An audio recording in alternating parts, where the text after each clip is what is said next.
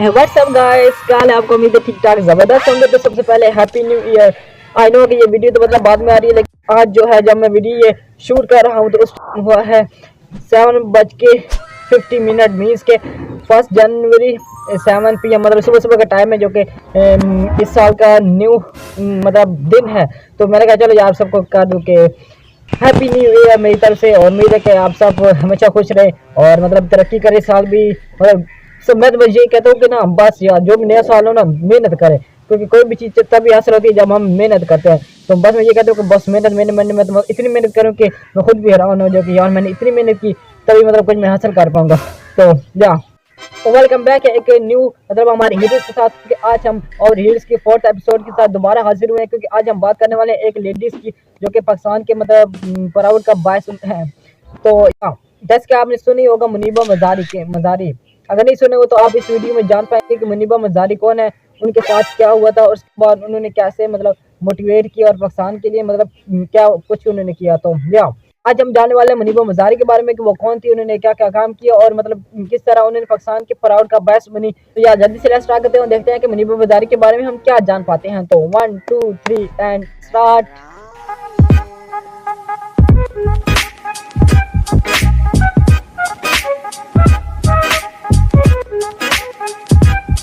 Welcome to our series, the show that celebrates inspiring individuals who have made a significant impact on the world.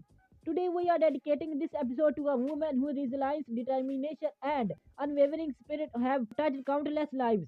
Muniba Mazari. Muniba Mazari, जिसे अक्सर पाकिस्तान की iron lady के नाम से जाना जाता है, एक ऐसा नाम है जो ताकत, हौसले और उम्मीद की ताकत में एक गैर मुतज़लज़िल यकीन का मुतरादिफ है। इसका सफर इंसानी रूह की नाकाबिले तसव्वुर मुसीबत पर काबू पाने और जाती अनबे को लाखों लोगों के लिए इल्हाम के जरिए में तब्दील करने की सलाहियत का सबूत है। 1987 में रहीम जार खान पाकिस्तान में पैदा होने वाली मुनीबा की जिंदगी ने 2008 में एक ड्रामाई मोड़ लिया। जब मुनीबा मजारी अपने शोहर के साथ कोयटा से रहीम जार खान जा रहे थे तो गाड़ी खाई में गिर गई। उनका कहना था कि वहाँ का इंफ्रास्ट्रक्चर इतना अच्छा नहीं था, तो एक सीधी रोड पर यकदम खाई आ गई। एक तबाहकुन कार हादसे में इसे रीढ़ की हड्डी में शदीद चोटें आई, जिससे वो जिंदगी भर व्हील चेयर पर कैद हो गई। 21 साल की उम्र का तस्वर करें, ख्वाबों से भरा हुआ और अचानक एक ऐसे मुसीबत का सामना करना जो ऐसा लगता है कि लाखों टुकड़ों में बिखर गया हो। और यार उनकी बात ठीक है ना यार, ये होता जैसे कि मैंने इनके एक इंटरव्यू में सुना था, वो कह रही थी कि ना मीन्स जब हमारा एक्सीडेंट हुआ था ना, तो क्या होता है कि हम मतलब गाड़ी जब उल्टी हुई पड़ी होती है या जो भी हुआ पड़ता होता है उसमें हम फंसे होते हैं, मीन्स कि हमें कोई चोटें आई होती है या मिसाल के तौर पे हमारी कोई ये हड्डी वगैरह टूट गई होती है।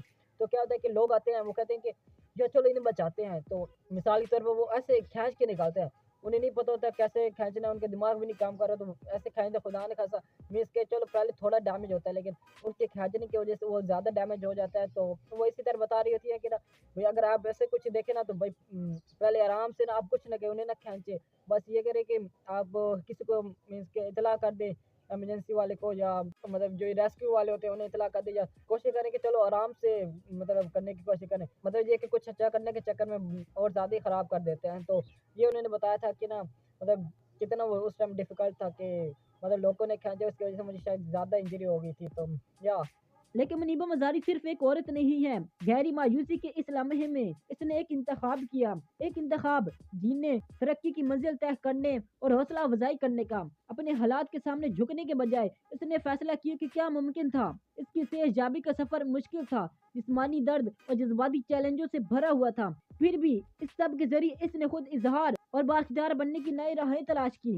मुनीबा मजारी बताती है कि इन्हें आर्टिस्ट बनने का शौक था। जब उनका एक्सीडेंट हुआ था, तो जब मुनीबा मजारी से डॉक्टर ने मजाक को प्यार में पूछा कि व्हाट्स योर प्लान बी, तो मुनीबा मजारी ने जवाब दिया कि मुझे आर्टिस्ट बनने का शौक था, या कह ले अभी भी है।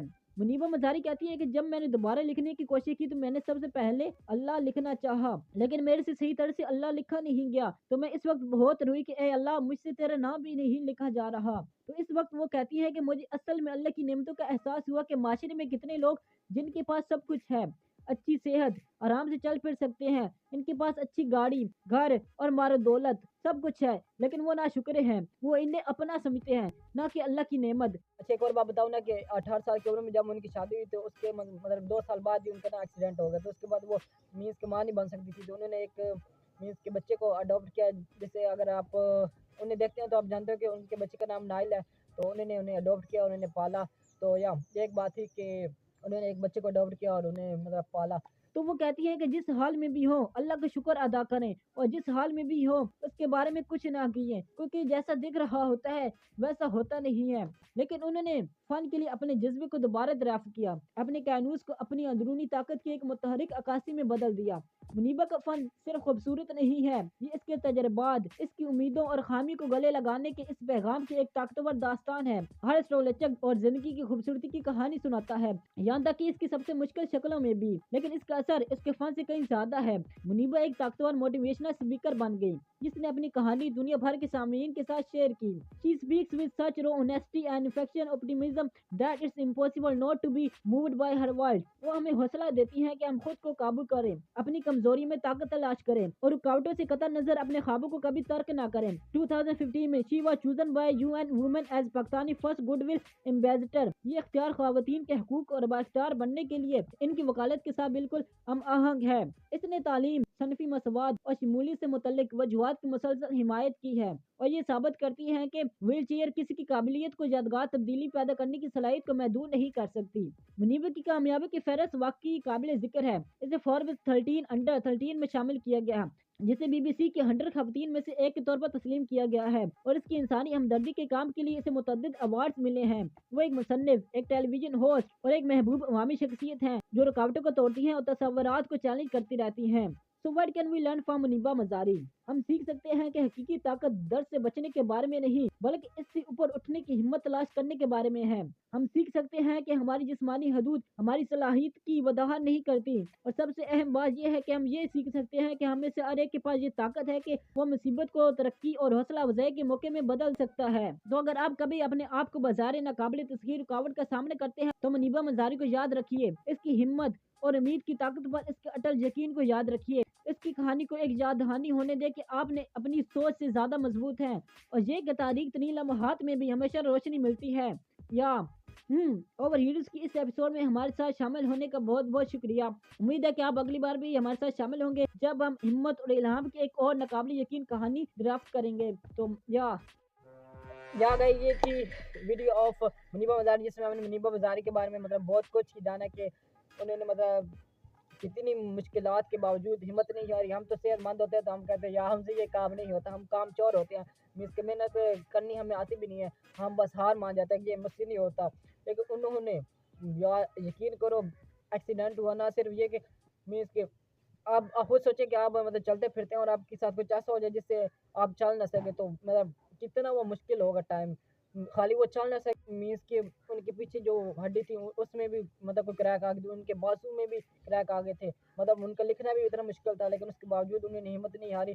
तो उसने ना सिर्फ मतलब खुद मोटिवेट हुई और पूरे पाकिस्तान को मोटिवेट किया और हमें सबक दिया कि आपके पास जो है वो नेमत है उसकी कदर करें। अब अभी भी मेहनत नहीं करते, अगर अभी भी ये काम नहीं करते तो फिर तो क्या बात है। मैं इतनी मीन्स के हम मजदूर ही हूँ ना, उसके बावजूद मैंने पाकिस्तान का नाम रोशन किया, मतलब मैंने मेहनत की, पाकिस्तान के लिए कुछ करने के ख्वाब देखा, उससे पूरे किए, अपने लिए जो ख्वाब देखा उसके लिए मैंने कोशिश की, भरपूर कोशिश की। लेकिन आप लोग इतने मतलब कामचोर है कि आप सेहतमंद होने के बावजूद, अच्छा खाने के बावजूद, अच्छा घर रोटी सब कुछ होने के बावजूद आप कुछ नहीं करते, सिर्फ ये आपके दिमाग में है। तो या तो इससे हमें बहुत सी मोटिवेशन हासिल हुई, खासकर मुझे तो बहुत ही लिटरली बड़ी हासिल हुई कि यार क्या ज़बरदस्त लेडी थी। तो या होप सो आपकी ये वीडियो मतलब बहुत ही ज़बरदस्त लगी होगी। तो इंशाल्लाह नेक्स्ट और रील्स की न्यू एपिसोड के साथ दोबारा हाजिर होंगे। तो आज के लिए इतनी, तो ओके, अल्लाह हाफिज़।